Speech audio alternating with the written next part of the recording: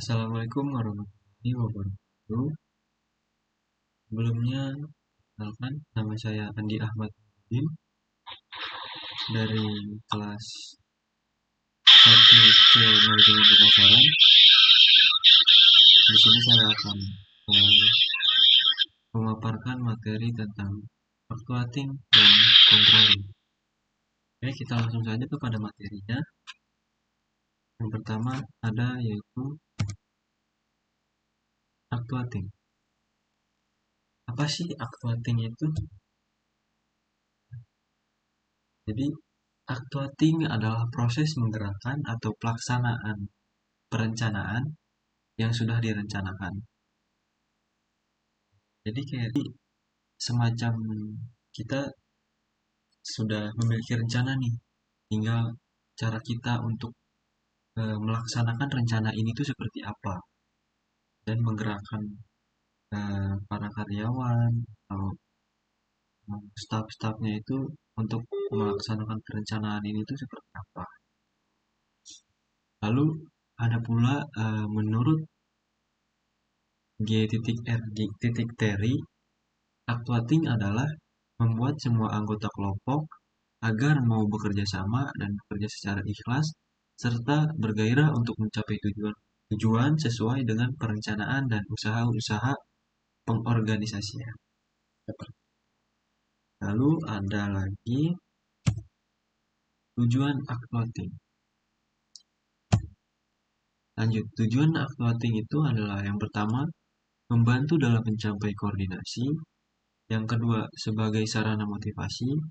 Yang ketiga, melengkapi fungsi manajerial lainnya. Yang keempat, membuat proses adaptasi. Yang kelima, meningkatkan ketertiban dan disiplin di antara karyawan. Jadi tujuan dalam fluctuating ini itu agar koordinasi antara seperti atasan dengan bawahan itu bisa lebih dekat, bisa lebih tersampaikan dengan baik lagi gitu. Lalu ada sebagai sarana motivasi itu mungkin sebagai penyemangat gitu, seperti itu. Kayak dari atasan ini mungkin bisa memberikan semacam mungkin hadiah kepada para karyawannya ketika mereka telah menyelesaikan tugas-tugasnya secara baik. Itu. Lalu selanjutnya ada fungsi-fungsi fluctuating. Oke, yang pertama ada memberitahu dan menjelaskan tujuan kepada para bawahan. Itu seperti yang sebelumnya ya. Yang kedua, mengelola dan mengajak para bawahan untuk bekerja semaksimal mungkin. Yang ketiga, membimbing bawahan untuk mencapai standar operasional. Yang keempat, mengembangkan bawahan guna merealisasikan kemungkinan sepenuhnya. Yang kelima, memberikan orang hak untuk mendengarkan. Yang keenam, memuji dan memberikan sanksi secara adil. Yang ketujuh, memberi hadiah melalui penghargaan dan pembayaran untuk pekerjaan yang diselesaikan dengan baik. Yang kedelapan, memberikan usaha penggerakan dipandang dari sudut hasil pengendalian. Nah, jadi salah satu fungsi fluctuating ini seperti memberi hadiah melalui penghargaan dan pembayaran untuk pekerjaan yang diselesaikan dengan baik itu bisa masuk ke dalam bagian yang sebelumnya itu yaitu motivasi. Eh, jadi para karyawan di sana tuh selain memang mereka bekerja untuk digaji, mereka itu eh, bisa lebih kayak seperti menargetkan gitu. Seperti bahwa eh, dengan menyelesaikan pekerjaannya dengan lebih baik lagi, dia bisa mendapatkan entah hadiah atau penghargaan seperti itu.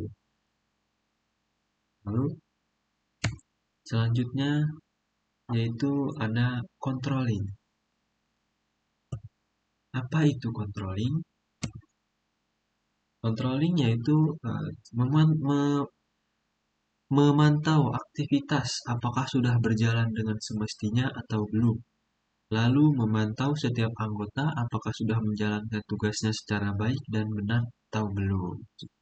Jadi pada dasarnya controlling itu eh, memantau seperti kerja-kerja para staf atau karyawan seperti itu. Sudah mereka tuh kerja sudah sesuai dengan voksinya atau belum gitu. Apakah mereka malah bikin malas-malasan atau eh, controlling juga kan ini kan sebagai nih eh, apa namanya agar target yang diberikan kepada perusahaan itu tercapai dengan baik gitu. Oke, selanjutnya yaitu tujuan controlling.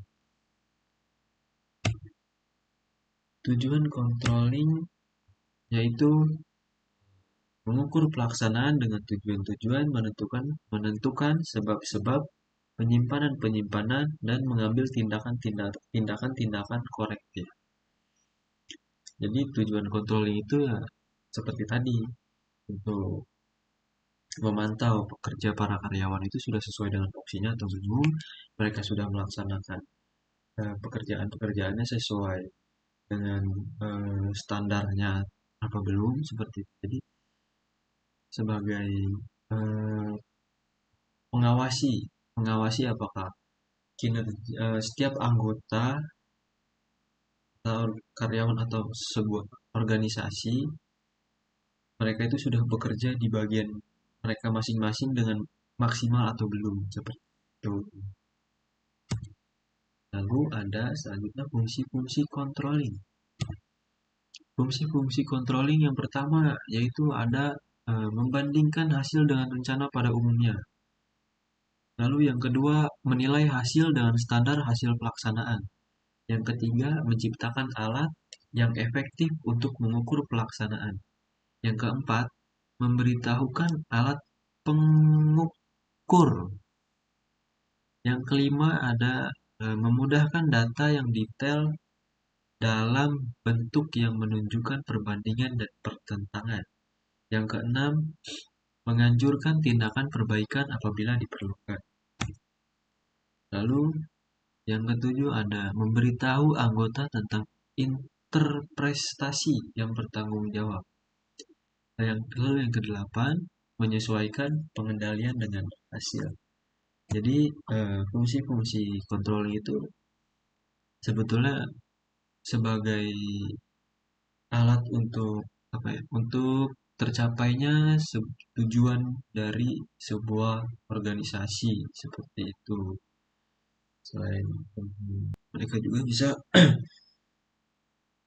eh, seperti menilai hasil dengan standar hasil pelaksanaan. Jadi menilai apakah eh, hasil dari pelaksanaan ini sudah sesuai dengan standarnya atau belum. Itu baik. Ya mungkin mungkin sekian dari saya. Kurang lebihnya mohon maaf jika ada perkataan yang tidak berkenan atau kurang sesuai di hati rekan-rekan. Mohon dibukakan pintu maaf yang seluas-luasnya. Saya pamit undur diri. Wassalamualaikum warahmatullahi wabarakatuh. Terima kasih.